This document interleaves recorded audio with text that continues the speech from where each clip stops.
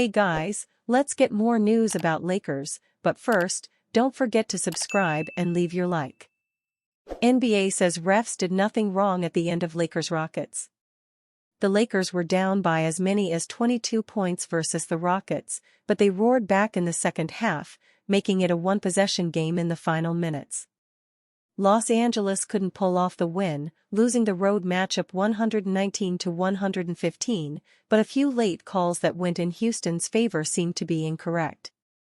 Specifically, a timeout LeBron tried to take before the ball was inbound with 7.1 seconds left and an offensive foul called on Anthony Davis with 4.7 seconds left certainly appeared to be mistakes that were missed in the moment. However, the NBA's last 2-minute L2M report indicated that these calls were correct and that the referees made no mistakes during crunch time. The Lakers were down by 3 points when Max Christie's inbound pass ended up in Fred VanVleet's hands and helped bury Los Angeles. After the game, Christie mentioned that LeBron's timeout should have been called, but he accepted responsibility for his bad pass. After all, if he had executed on the inbound, a missed timeout by LeBron wouldn't have hurt as much. I think we should have got it, Christie said. I should have called it, too.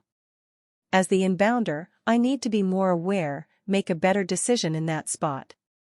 LeBron didn't mince words on this call either, and despite the no call, he felt like he had made the signal before Christie released the ball. Absolutely, LeBron said post-game. That's why I called the timeout, because I saw it go wrong. They played it good.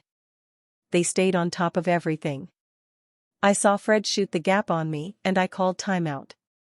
Max definitely still had the ball in his hand. Wasn't rewarded, the timeout. That happens. We don't lose the game because of that. LeBron has been through it all at this point, and it's good to hear him acknowledge that regardless of some bad calls, the result is on them. The Lakers shouldn't have to beat the Rockets and the refs, but in an 82-game season, these things happen. It is, however, frustrating that the NBA still doesn't deem these as missed calls even the day after. If they watched LeBron signal for a timeout with Christie clearly still holding the ball and didn't see it, I don't know how to fix that. The inbound play received plenty of attention, but AD's offensive call was equally as important. He was called for the offensive foul due to extending his arm and Aaron Holiday collapsing to the ground. It looked like a flopping play that would make James Harden proud, but the league still deemed it as the correct call in the L2M report. After the game, Davis called it a terrible call. A frustrating loss versus one of the best teams in the West will be tough to get over. The L2M not vindicating the team's frustration with the late-game officiating adds salt to the wounds, but they'll have to move on quickly as their Texas road trip continues. Los Angeles plays Dallas next. While the Mavericks will be without their star, Kyrie Irving, they are still a formidable team. If the Lakers can win this upcoming matchup, they'll split this road trip and go home 6 games above .500. Lakers' top trade target reportedly unavailable before deadline.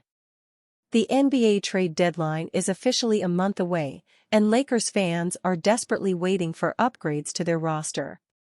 The Los Angeles Lakers already acquired Dorian Finney-Smith in a trade with the Brooklyn Nets, but they are still a work in progress to become a true title contender.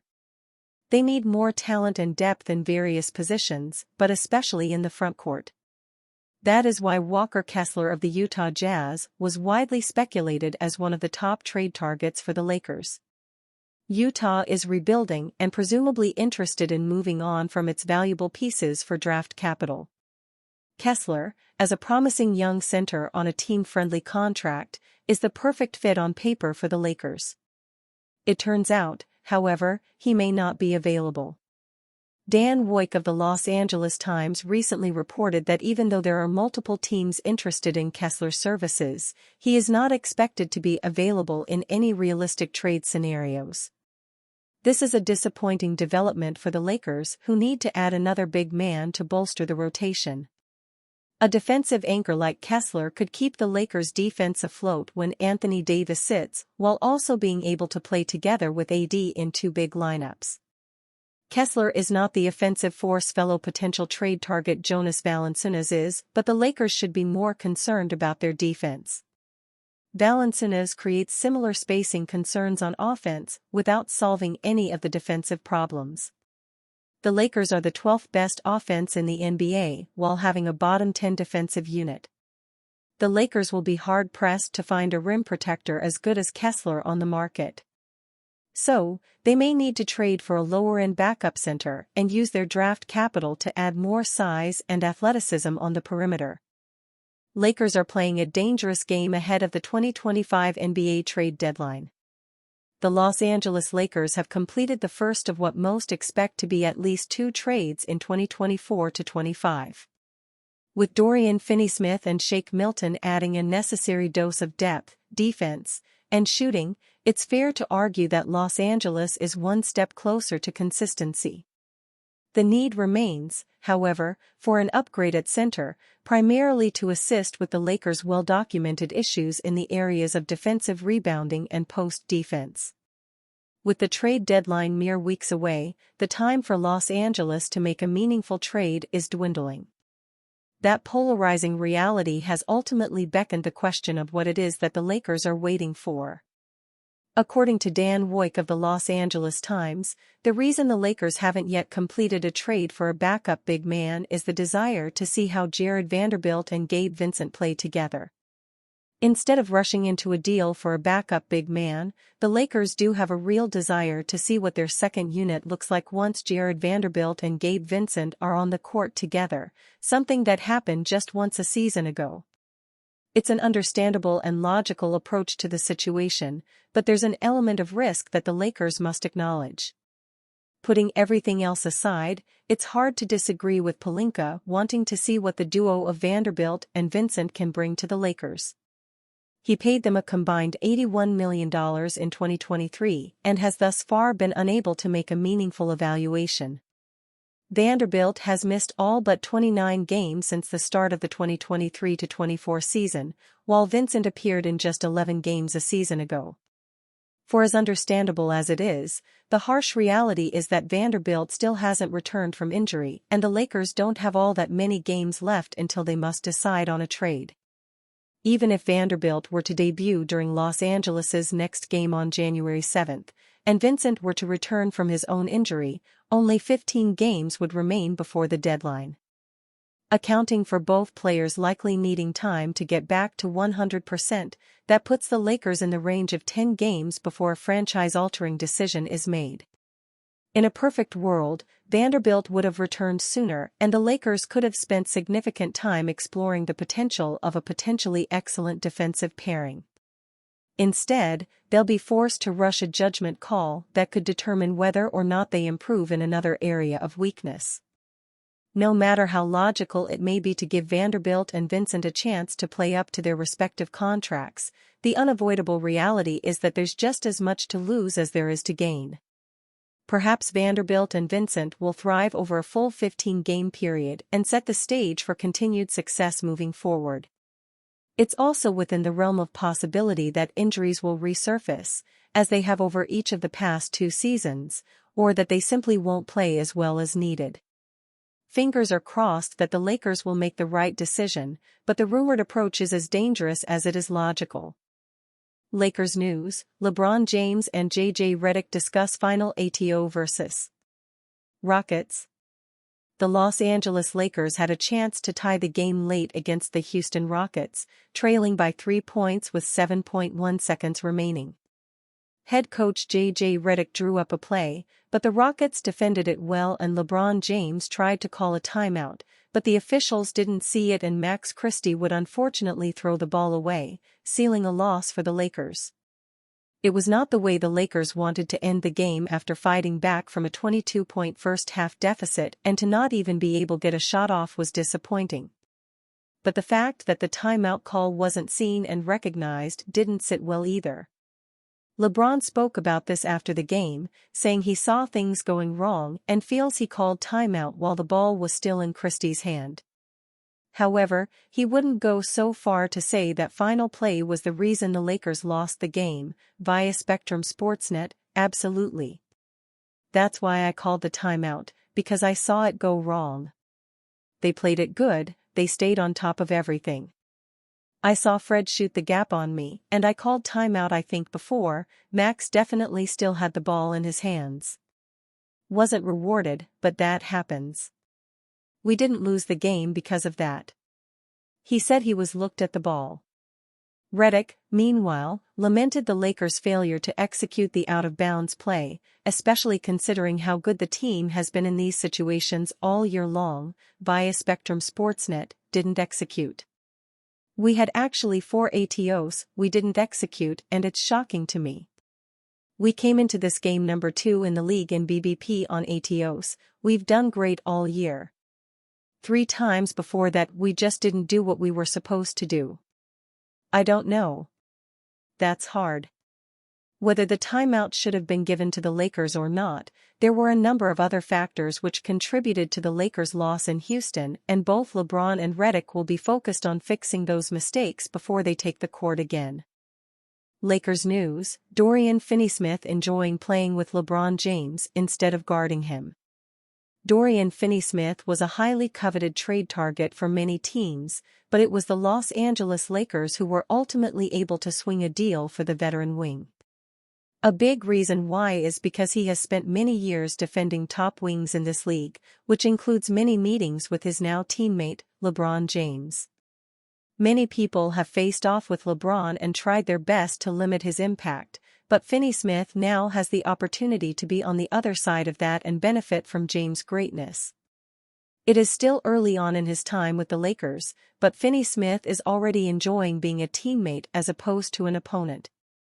The veteran discussed this following the Lakers' contest against the Houston Rockets, noting that he is still adjusting to his new team, but is enjoying just being able to watch LeBron instead of having to guard him. Via Spectrum Sportsnet, it was good. They're still telling me I'm turning shots down, so I probably could have gotten like 2 more. But it's fun out there. Get to play alongside these guys, giving me confidence, having fun, seeing Bron shoot the ball off one leg. It's fun to be able to see it and not having to guard it. Unfortunately, it wasn't quite enough for the Lakers to come away with a win in Houston, despite a spirited comeback effort. While Finney-Smith was happy with the fight they showed, it ultimately didn't matter without a victory. I mean, we didn't get the win. So I think it would feel a lot better if we won. We for sure can learn from it, take the positives from the game and apply them to next game. Because that's what everybody is doing, is shooting threes and crashing the offensive glass. We better get used to it. As Finney-Smith said, the Lakers know what teams are going to try to do against them, so this team better lock in and focus on limiting these issues, as teams will continue to exploit them for as long as they can. Trade proposal sends Lakers elite young big and score-first guard. The Los Angeles Lakers are expected to be among the most active teams heading into the February 6 trade deadline. Rob Pelinka has already secured Dorian Finney-Smith's services via a 4-player trade with the Brooklyn Nets. However, Finney-Smith appears to be the first part of the Lakers' puzzle, with more pieces yet to be acquired. Adding a reliable big man is likely a priority for the front office. Both Jackson Hayes and Christian Wood have struggled to remain healthy, and when healthy, neither has produced at a high level. In a recent trade proposal for Bleacher Report, Eric Pincus floated a trade idea that could improve the Lakers at multiple positions. Of course, they would be landing a high-level young big man to give J.J. Redick someone to build around moving forward. Brazil Agro Renata Cabral e Gabriel Barra Renata Cabral, Analista de Research para o Setor de Food and Beverages do City Brazil, e Gabriel Barra, Analista de Research para os Setores de Oil, Gas and Petrochemicals e Agribusiness do City Brazil, Forum destaque no AG Feed. Renata e Gabriel compartilham perspectivas positivas para o Agro M. City Brazil. Pincus's trade proposal looks like this. Lakers receive Colin Sexton, Walker Kessler and Patty Mills. Utah Jazz receive Gabe Vincent, Christian Wood, Jalen Hood-Schifino, Cam Reddish, Jackson Hayes, the removal of a top 4 protection on the Lakers' 2027 first-round draft pick, a 2029 first-round pick, a 2031 first-round pick, a $7.4 million trade exception and a $2.1 million trade exception. LA would sacrifice active rotation depth in the deal with Reddish and Hayes out, but would have the means to replace them soon after the deal with prorated minimum players, Pincus wrote as part of his reasoning. The Lakers would also be out of movable first-round picks for the next couple of years, so the team would probably be out of the next star who comes available in trade business for the foreseeable future. Sexton would be a strong addition to the Lakers roster. He's averaging 17.7 points, 2.8 rebounds, and 3.9 assists per game this season. Despite Sexton's proven scoring ability, Kessler would likely be the key part of Pincus's trade proposal. The rim-protecting big man would help unlock Anthony Davis. Furthermore, he's a low-usage player who makes an impact on defense. His size and rebounding ability would give the Lakers a significant boost. Kessler is also one of the best shot blockers in the NBA. He's averaging 2.5 blocks per game this season. He hasn't averaged below 2 blocks in any of his 3 seasons in the NBA. Furthermore, he's a high-level rebounder and has taken a significant jump on the glass this year. After 28 games, he's pulling down 11.5 boards per night. Los Angeles has been linked with numerous bigs this season. Jonas Valanciunas and Nikola Vucevic are 2 potential targets. However, Kessler, 23, is young enough to be seen as a building block for the future. If the Lakers can clear some of their dead weight and land the shot-blocking big in the process, it's a deal they should explore. Despite Kessler being an ideal target for the Lakers, it's unlikely they will bring him to Los Angeles ahead of the February 6 deadline. According to Dan Woik of the Los Angeles Times, the Jazz are unlikely to part ways with one of their best players. While teams have expressed interest in Utah center Walker Kessler, the Lakers included, the belief in NBA circles is that he's not available in any realistic trade scenarios, Utah electing to keep one of the NBA's top rim protectors through the deadline, Woik reported on January 5. However, if Pelinka offers a significant amount of assets, Danny Ainge may be tempted into a deal. Pincus's proposal sends draft picks and trade exceptions to Utah. Both of those things would provide flexibility moving forward. Unfortunately for the Lakers, that may still be too small of an offering for the Jazz to part with their shot-blocking center. Still, there's no harm in Pelinka kicking the tires to test the Jazz's willingness to entertain negotiations. And you, fan? What do you think of the situation of Walker Kessler? Leave your opinion in the comments.